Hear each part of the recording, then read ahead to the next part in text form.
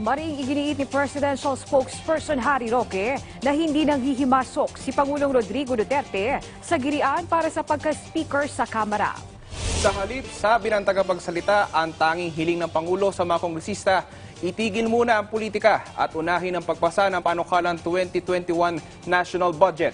Sa kanyang anunsyo kanina, sinabi ni Secretary Roque na umaasa ang punong ehekutibo na alinsunod sa kanyang proklamasyon, magkakaroon ng matiwasay na special session ng Kongreso mula October 13 hanggang 16. Matatanda, una na ring sineterpikahan ng Pangulo ang budget bill bilang urgent.